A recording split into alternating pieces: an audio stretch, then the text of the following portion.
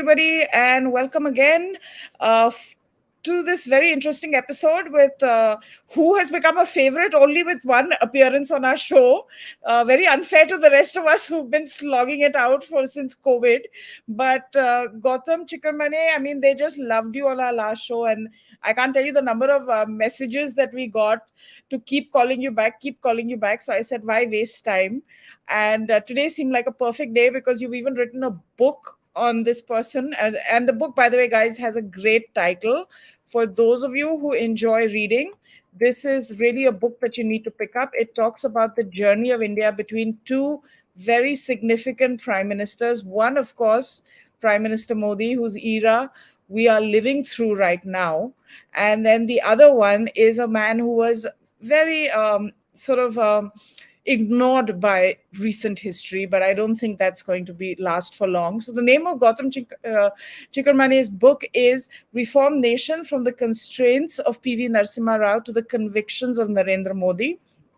And I suggest you should read it. And this is really a special episode where we're going to dive into P.V. Narasimha Rao's liberalization policies and explore their impact on India's economy and society. And this is the reason why I thought Gautam would be like the perfect person to shed some light on the challenges that P.V. Narasimha Rao faced, the decisions he made, why he made them, and what has been his lasting legacy as far as India is concerned, because we really need to understand more about this prime minister, this former prime minister of ours, than we have been permitted to. So that's really the basis for this conversation. Thank you so much, Gautam, for joining us again. Thank you, and delighted to be here. All right, and Professor's joined us as well from Leh. Thanks for joining us. Namaste. Great to see you, Gautamji. Namaste. Yeah, nice to meet you too. So, Gautamji, I was exploring P.V. Narasimha Rao, and I was watching some of his old speeches from the Red Fort, and he was, first of all, an excellent speaker in Hindi. He was the first South Indian prime minister, guys, first one from the South to be prime minister. Excellent speaker in Hindi, and spoke 17 languages, from what I understand, and including foreign languages as well as multiple Indian languages. And he said something. He says, when I took office, India had mortgaged its gold to the Bank of England at that time. Those were the conditions. And there was this big newspaper headline that says, India sells its gold in secret. So this sounds like almost unbelievable right now, like a heist almost. Tell us more about this time in India's history. You don't need to look far. What happened in India in 1991, I'm just talking about the economics. I'm not talking about the politics. I'm not talking about the religion or the violence. But what happened in 1991 under P.V. Narasimha Rao, the government that he inherited, it's not very different from what is happening in Pakistan right now. The country is on the edge of a default, on the brink of toppling over economically. And India was in the same place in 1991. Yes, we had mortgaged our gold, about 20 tons of it, and another significant amount was going to be mortgaged to Germany, and the 20 tons went to Switzerland, the other was to Germany and one more country. And that was like a short-term, like a band-aid. And although we may criticize everybody for doing so, but it was the right thing to do, because default is sort of a blemish, an economic blemish on the nation. You don't want to be seen to be defaulting. So you do what it takes to fix what needs to be fixed. So using the gold as a short-term band-aid, I think this was done in the previous government's time. P.V. Narasimha Rao put together a very smart bunch of people, led by Manmohan Singh ji as his finance minister, Montek Singh Ahluwalia, Jairam Ramesh, even Pranab Mukherjee gave political inputs. And then on 24th July 1991 at 12:40 p.m., this statement on industrial policy 1991 was laid on the floor of the parliament, and that's it. It was just late. I beg to lay this policy in Parliament, the minister had said, and full stop. No rhetoric, no celebration, no wah-wah, no impact, what, why, etc. No debate. He just placed the policy and ran for his life. I think politically, even then, to reform was not the, let us say, a good thing to do. I think we were reveling in our poverty, in our povertarian policies that we had followed for the past 44 years since independence. There were 8 industrial policies, by the way. For those who think that Narasimha Rao created this policy out of the blue, Narasimha Rao's was the 9th such policy. There were 8 before that, one each in 44, 45, then Nehru's in 48, 56, and so on. Indira Gandhi in 1973, 77, 80, and so on. Even VP Singh had a industrial policy in 1990. Many of these policies, by the way, are lost. You can't find them in the vaults of any government website, or you need to really slog, and which is what I had to do. My book, since you mentioned the book, so I'm going to talk about the book for a while.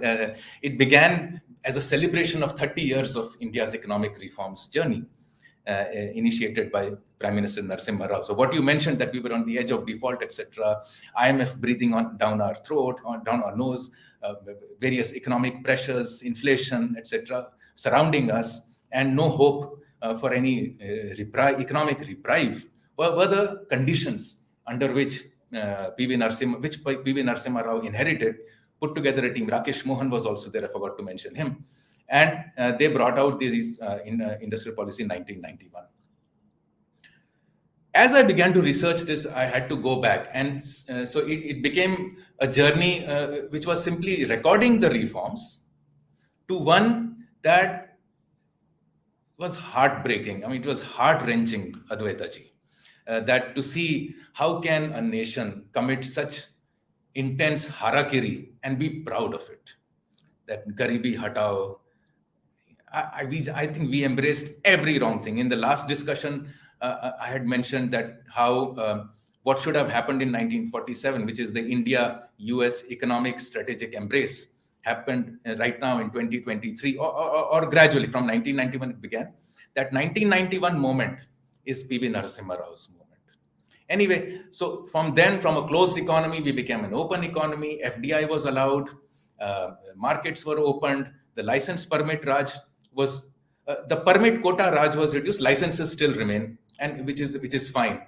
And from $270 billion economy in 1991, today we are a 3.3 or 3.7, depending on the exchange rate that you choose to use. The government likes to use the 3.7 exchange rate, which is actually a 2021 exchange rate. I like to use the current exchange rate, which takes us to 3.3. But I think the accurate decision will come from IMF in a few months' time, where they do a weighted average of the quarters, etc. So let us say 3.5. So from 270 billion, we are now a $3.5 trillion economy, which is a rise of 11 times. And the per capita income has risen by 7 times today. And for me, it's also a personal journey, in the sense, I am a child of liberalization. I began my job in 1992. My first job is in 1992. And we rose, I saw all the tides of India rise. And you can, I may make a very controversial statement, and I say this again and again, and nobody has been able to prove me wrong so far. There is not a single constituency in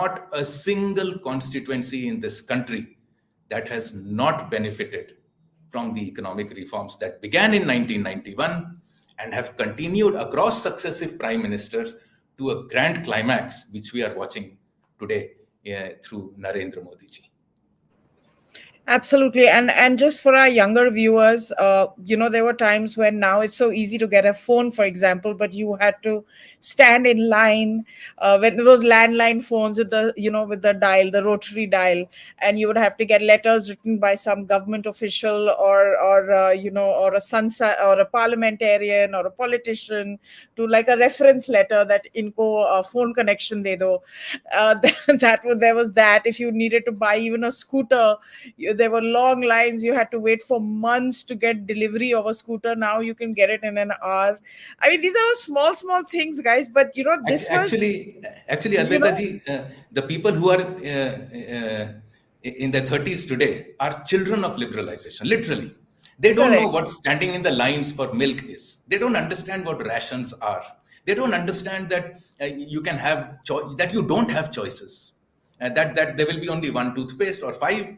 That there will be only two cars or three if you count standard. That there will be only one big scooter company whose biggest technology was a tilt start technology. You had to tilt the scooter before you Yeah. kicked it. So Oh that yeah. tilt start technology was the USP. Rubbish, polluting, and we had no options. We had no money to have those options. Correct. So the Correct. generation which is in their 30s should bless those who are 50s, who are in their 50s, who were part of the reforms process of 1991 and onwards. Yeah. And I would credit, I'm not saying Narasimha Rao ji was the only person who reformed. No, I'm saying he opened the doors through which future prime ministers could reform the economy more and more, further and further, go deeper and deeper, deliver more and more. Today, our poverty is almost gone.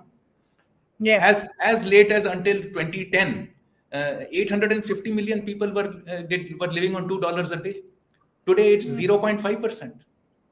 So Hmm.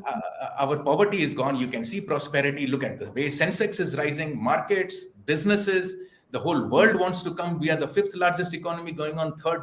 It all, I'm not saying Narasimha Rao did all this. I'm saying Hmm. Narasimha Rao ji opened the doors, and which gave a moral strength for future prime ministers to deliver even more economic growth. Once you have economic growth, strategic issues, defense, etc., fall into place. And there are miles for us to go. We are only at $2,500 per capita income. We need to be 20,000. But we were at a ridiculous. I mean, we were at $303 in 1991 per capita income. So look at the journey. My What own, is the salary which I used to get, and which a 1600? I person, was reading your book. yeah, 1600, and which a new person joining, he has that salary has grown by 20 times, 24 times. So I think all of us are beneficiaries, particularly those in their 30s. They should read this book. Forget reading the book. They should know what happened in the first 44 years, lest they go back with those idiotic socialist policies and destroy our country. It's a very seductive thing to do. Socialism, this equality. I'm not against it, but the fact that we don't want to go back there, we want to go ahead. We need to rise. We need to be proud of wealth creation. In fact, Narendra Modi ji is the only prime minister I know who has used the word wealth creation and has respected wealth creators from the ramparts of the Red Fort. He is the only prime minister. So I think we have come a long way from 1991 till today, and even longer way from pre 1991, where poverty used to be celebrated, to today, where wealth is being celebrated. Professor, and here on the other hand, you have the Congress that wants to drag us back into that socialist era. They're constantly, Rahul Gandhi in particular, is constantly abusing Adani, Ambani, and whoever else he can tag along. Never mind the fact that Congress states are doing business even with Adani quite openly, including Rajasthan, including states that are going to the polls. So, what's with his pitch and why this, sort of dislike for wealth creators from the Uh, Congress stables, and Advaita, especially was it just a better time when people had less control, had to wait in lines, had less money, had to wait in line for bread, milk, telephone, basic things. Advaita, let's come back to what Rahul Gandhi says later on. Let us Hmm. first talk. I'll start with what Gautam said. About this India not defaulting. it was not just a matter of blemish, that if you default, there's a blemish. If you had defaulted on your official contracted loans, then your international loans at the rates of interest for which you contract loans, that would have become much, much higher. Nobody would be willing to lend it to you. And that is why it was extremely important to basically give those gold to whoever, to send that gold abroad.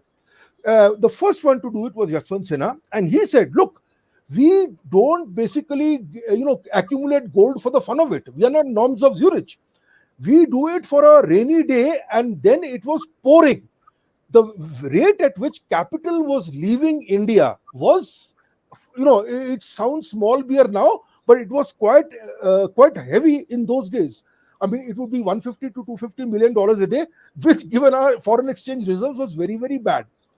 What Narasimha Rao chose to do, as compared to others, what was considered to be a balance of payments problem, a current account balance, he used it as a pivot, that we will not just see is a small time structural problem.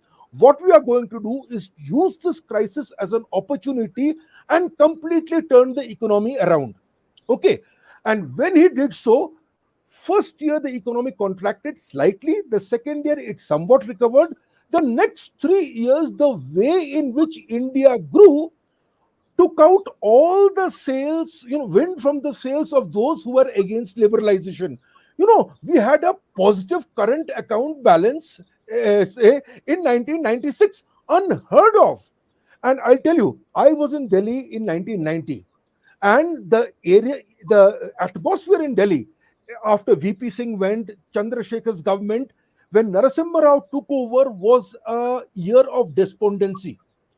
People were wondering what would happen to the country. And what happened in 1996, you had a Khichdi government, but by which time our economic growth had given so much confidence to the political class that nobody in that coalition government, which had leftists, etc., were talking about liberalization. One could argue that the coalition government that followed Narasimha Rao's government had P. Chidambaram as a finance minister, and they also continued in the same vein. So what Narasimha Rao did was to make liberalization, through his success, an accepted lexicon for Indian politics. This is what he did. And remember, he had some help. BJP was also then known to be a supporter of a liberalization, of a liberalized economy. They were in the opposition. They made the necessary sounds, but I do distinctly recall that when the budget was presented, the Manmohan Singh's budget, the first budget, Yashwant Singh went on record. He criticized the budget. He says, but as long as the aim of these policies are to transform India into an efficient economy, a market economy, it is to be welcomed. So given the fact that the premier opposition party, which would make sounds, was okay with this particular policy, and the left, in a sense, had, not very effective still then, I think the cooperation, at least for that critical period of time, helped the government to launch these particular policies. Now, one more thing, a nugget about the team that was gotten together. Gautam talked about MMS, absolutely. He talked about Montek Singh Alua, absolutely. I will bring in my former teacher, Professor Deepak Nayyar. Now, Deepak Nayyar was with the World Bank.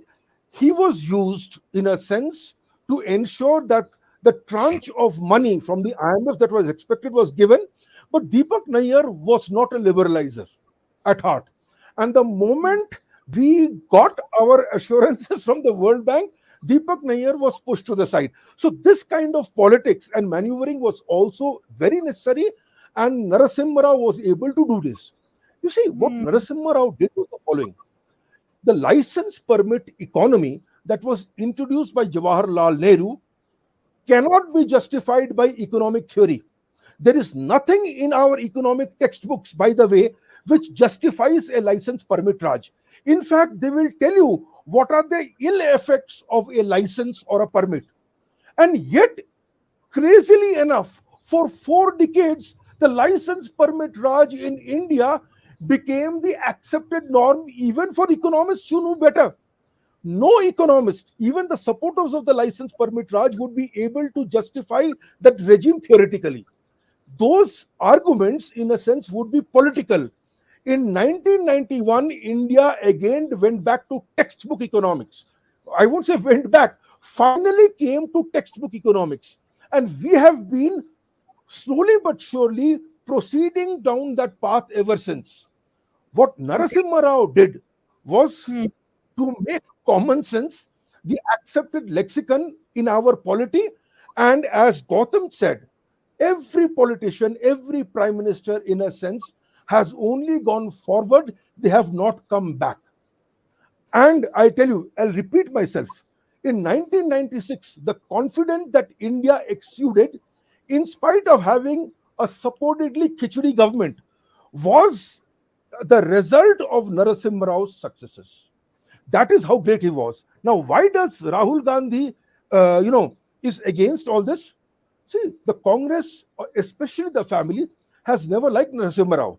Again, being in Delhi in that time, I remember certain things. Once Narasimha Rao became, once he was comfortable in his seat, once India's economy started to fire, once in the four states, UP, the BJP lost, MP Congress won, Rajasthan Congress won, and HP Congress won. Narasimha Rao was so confident that the homage that he would pay to the family, that in a sense, we thought went down, at least in the Talkatora session of the Congress, that seemed to be visible. And the family never forgave him for that. For the first time, for the first 5 years, we were not talking about the Gandhi family. We were talking about economic reforms. And the debate was with a Congress on one hand, led by Narasimha Rao, and the BJP. The family just did not figure in that particular period. He made the family irrelevant. Now, whether he did it deliberately, whether he actually disrespected the family, there is a book by Vinay Sitapati. You read this, and he has a different take on it. But the family, in a sense, really became irrelevant for those 5 years. The Hmm. most critical part, at least where economic history is concerned, where India is concerned, the family Yeah. has never forgiven this, and do not expect the family, Rahul Gandhi in particular, in a sense, to play up anything that can be traced back to Narasimha Rao. Just remember Hmm. that. So Hmm. he will say woke things because his he is not inclined to say anything positive about whatever Narasimha Rao did.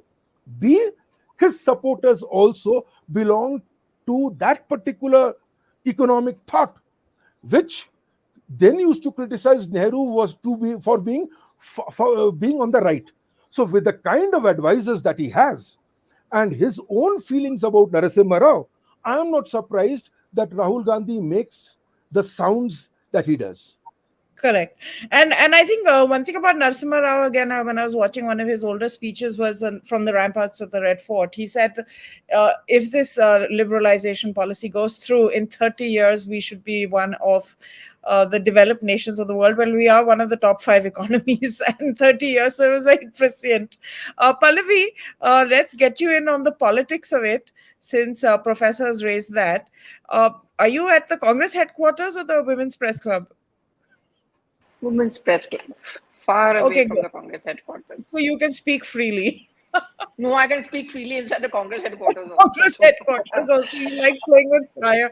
What is the? Have you been to the headquarters today? Is there a buzz? Former So, Prime yeah, Minister. so I tell you what, I Are mean, they? my Are they? first Are they introduction, posters? in fact, one of the first stories I really did when I started covering the Congress party, and it was when PV Narasimha Rao died. And I think it is a sight which I can never ever forget, because I remember his mortal remains came in to the AICC headquarters, but it was not allowed to enter the gate. His body was actually kept outside the gate, and they had Yes. kind of created a stage where his body was kept. I don't know how many of you have entered the Congress headquarters. So Bahar Gate ke bahar, where the barricades are now, so it's on the road actually, it's on the pavement. That's where his body was kept. And Sonia Gandhi and all of them were sitting there under a shamiana. And I remember, I was a very new reporter, and I remember my first question I asked was that, itna bada lawn hai andar, why isn't his body inside? They said, oh, space kam pad jayega, which obviously was bullshit because the space was huge inside, it was not so outside. I was looking at the face of Dr. Manmohan Singh, and I remember and I remember those pictures. The face of Dr. Manmohan Singh was looking very pained, And today, I'm sure at that point of time, he must be wondering, kya mere saath bhi aisa hoga ki nahi? So much, just to take the point which Dipankar is making, so much was the hatred towards PV Narasimha Rao and his legacy that his body was not even allowed to enter the AICC. And that's not the way you treat a prime minister who belongs to your party. I think the sense of discomfort which Dr. Manmohan Singh had with the so-called NGO culture of the Congress party was very apparent. For example, the NAC, which was set up under Sonia Gandhi, was clearly full of people who were John Detries and all these people who very left inclined, Jhola Chhap and all those kind of people. So they used to come up with these decisions, for example, the food security bill. And I remember Dr. Manmohan Singh, the Prime Minister, P. Chidambaram as the Finance Minister, they gave this input very clearly at the core group meeting. And I remember the core group meetings used to be held at 5 o'clock every Friday, and we used to stand outside there. And we used to get a khabar, and only 5 people used to be in that core group meeting. And the input they specifically gave on the food security bill was, it's going to be a drain on the exchequer. We don't have that kind of money. But that was the NGO politics of the Congress party, which kind of overshadowed the so-called liberal politics of the Congress party under PV Narasimha Rao. And even till today, Dr. Manmohan Singh, of course, he's very unwell now, has always religiously gone to the Andhra Bhavan right over here in the national capital, where a portrait of PV Narasimha Rao has been put up and offers Shraddhanjali. Not many from the Congress party go there. I think only 2 or 3 people who go there. In fact, the house which was given to PV Narasimha Rao was taken away from his children on the grounds that there is a rule in place. But we also know squatters in the Congress party who keep on staying in the house. I think there was an innate, not just political, but an economic distaste for PV Narasimha Rao, which was reflected, of course, in the politics when his body was kept outside. Distancing of the Congress party, who didn't want to accompany Dr. Manmohan Singh to Andhra Bhavan to pay their respect because the Gandhis or the others would get upset. And the second, of course, was the economics of it. Left to himself, Dr. Manmohan Singh and Chidambaram would have preferred not passing the food security bill. I think the only time that liberal stand of Dr. Manmohan Singh actually got his way was when the Indo-US nuclear deal was signed.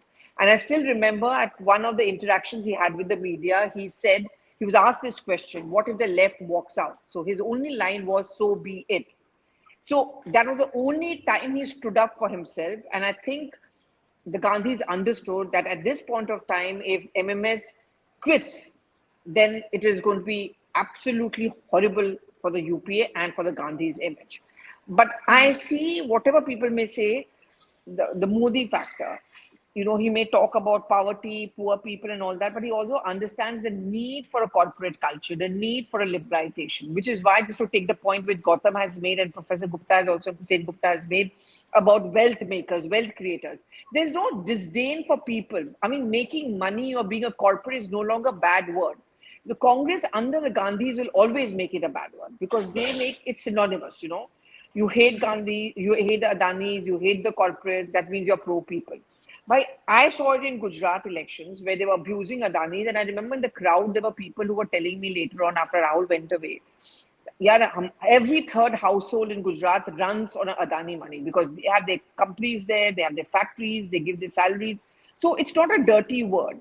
And I think this whole dilemma in the Congress party about trashing a Narasimha Rao liberalization legacy versus a pro-people and therefore anti-corporate legacy is what is actually pulling the party down. And very quickly, there are Congress leaders and the veteran ones. For example, Kamal Nath, he's always known to be a person who's pro-corporate. And I'm sure it's uncomfortable for him to have to deal with this kind of a talk. And you're right, Advaita, Rajasthan, Chhattisgarh. I mean, remember the investment summit in Rajasthan? Ashok Gehlot was sitting next to an Adani. So Rajasthan, Chhattisgarh, Madhya Pradesh, if Kamal Nath comes back to power there, even in Karnataka, they do need the corporates. They're the ones who are getting money. So it's not a dirty word.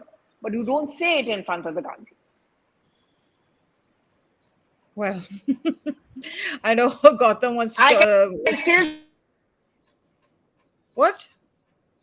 What happened? She got so excited that she basically.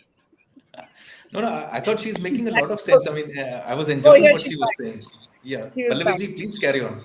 no, Please I'm carry on. done. So I'm today, done. have you been to the Congress headquarters? Is there any kind of memorial, anything that's happening? No, actually, Advaita, I didn't see that today. They were having a meeting on Chhattisgarh, but I did not see anyone pay Shraddhanjali. Normally, every year, a portrait of PV Narasimha Rao is outside. So I don't know, I may have missed, but I didn't see that.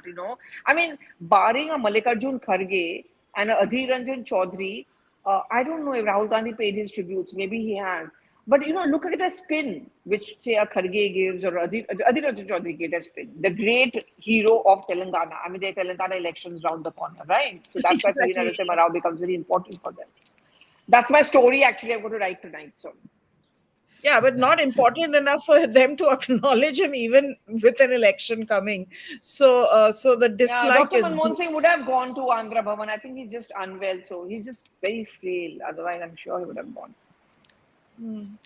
Go So ahead, I Gautam. You think wanted. Advaita ji and Dipankar ji, Pallavi ji, you are free to come in whenever you feel like. But I feel that in socialism or alleged socialism that people pretend to practice, the socialists and the elites are more comfortable. They are wealthy. They have all the perks. They have all the five-star privileges. They have everything that they ought not to be having if you are a socialist. This is not just in India, it's there in Russia, in China. You look at any Cuba, it's a playbook. So when you say that you want socialism, actually what you're saying is that me, I, me, mine, and then those who report to me. So there is a political class, there is the bureaucracy, and then there is this public sector, etc. Look at the houses. I mean, I keep wondering, and I think I have mentioned it in the book or not, I don't recall, that after you have fought the independence, you have won your independence, people have died, your friends were there, some of them are ill, some are dead. How dare you? What kind of ridiculous morality can you have to go and occupy those 5-acre houses? I mean, the gall, the obscenity of it all. And then you occupy those, then the next rung wants it, and then the bureaucrats want it, and then the clerks want it, and then the PSU want it, and then the teachers, the down the road, everybody, then it becomes like that is the socialism to be practiced, where a handful of people get all of the major portion of the GDP. I'm surprised why Prime Minister Modi has not ended this abuse. This is an abuse on Indian taxpayers. I don't know whether he will return in 2024. People say he will. Some people are skeptical. I have no view on it. But suppose he does, I think this is going to be one of the major reforms. Break these shackles. At one of the meetings, he had told me that सरकारी नौकरी इसलिए important बन गई क्योंकि और कोई था ही नहीं. तो अगर एवरीथिंग सरकार ही है तो आज तक वो अब्यूज चल रहा है. सरकारी नौकरी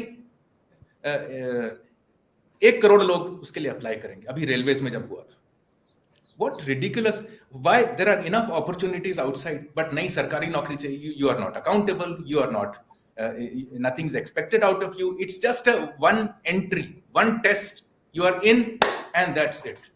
All You're these set. systems, all these administrative reforms that we are talking about are part of economic reforms, and I hope whoever comes next, be it Modi, be it anybody else, I don't know this coalition that they are keeping talking about, should address these reforms. I'm apolitical. It does not matter to me what Rahul Gandhi says or what Narendra Modi does. I'm happy at what Modi is doing. In fact, if you look at those 69 reforms that I have mentioned in the book, and several after that have come, because that period was from 1991 to 2021, 30 years.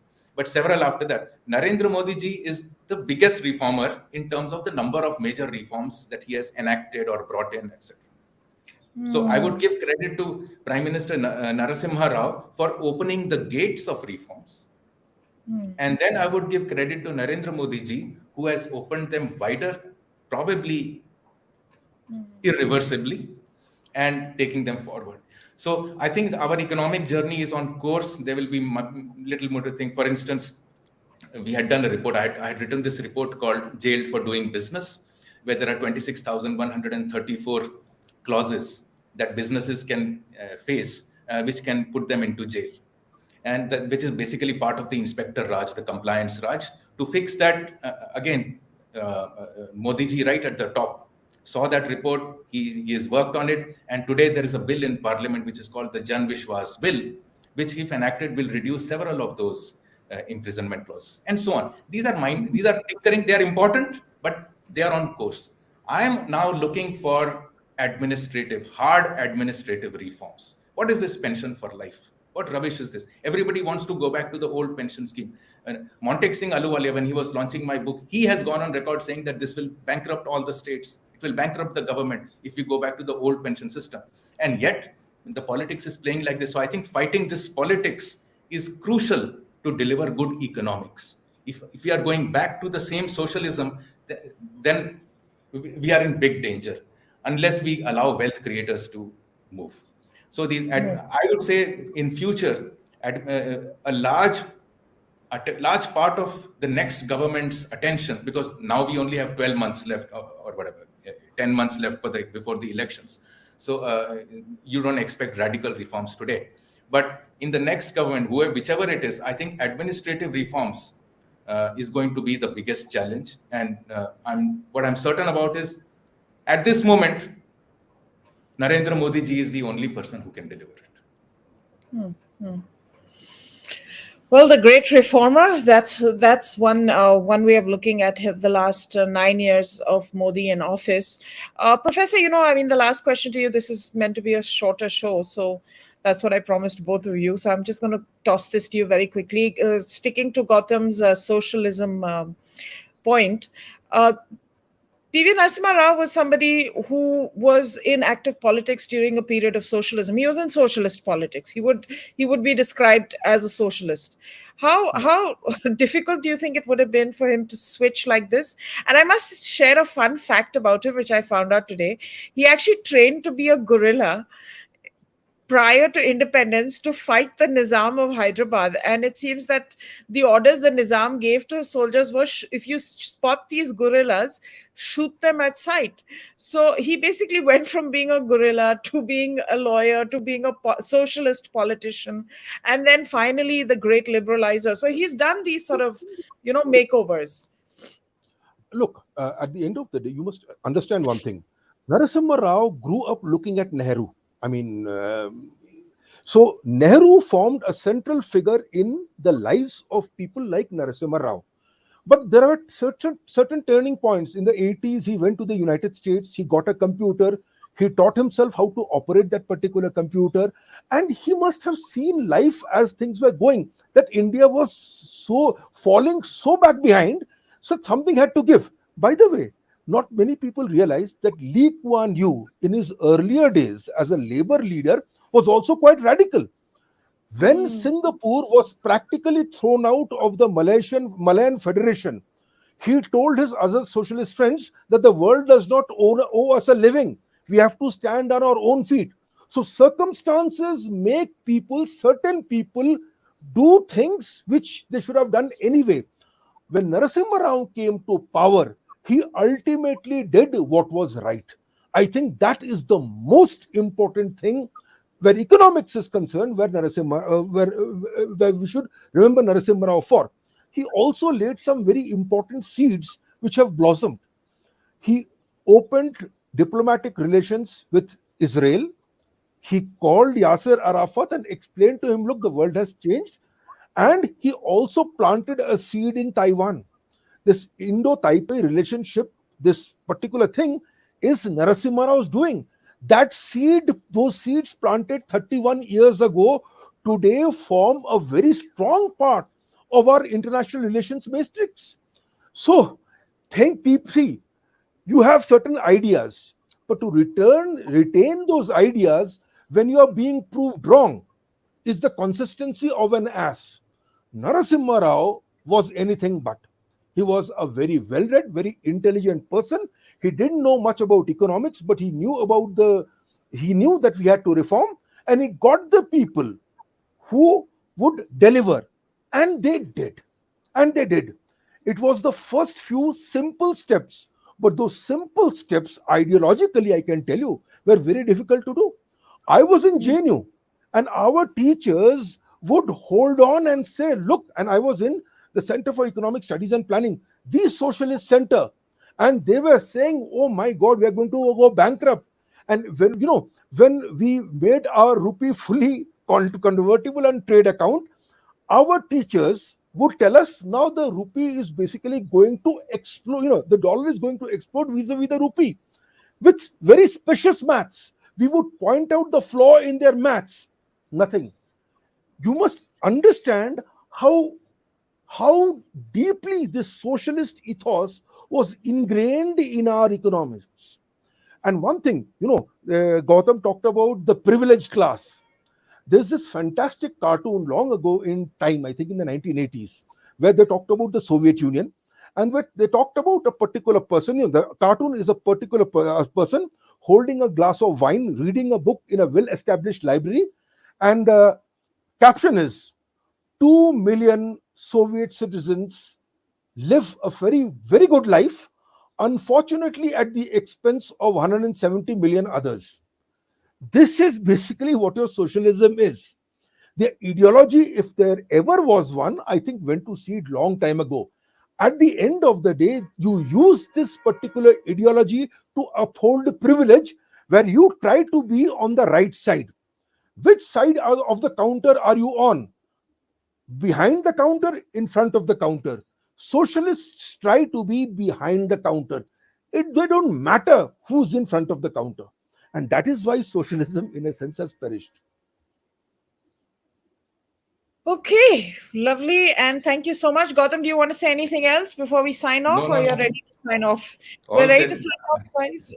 Thank you so much for this deeply informative discussion on PV Narasimha Rao, someone that I am more intrigued about, especially after this conversation, to read more about him, to find out more about him.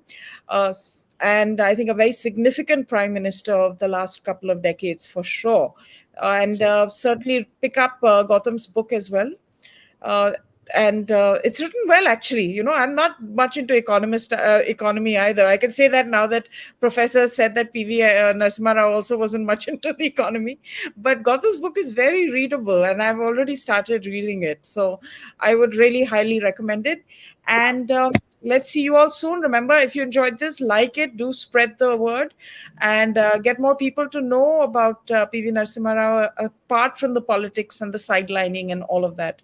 So thank you, everybody, for watching, and see you soon. Bye. Thank you. Bye.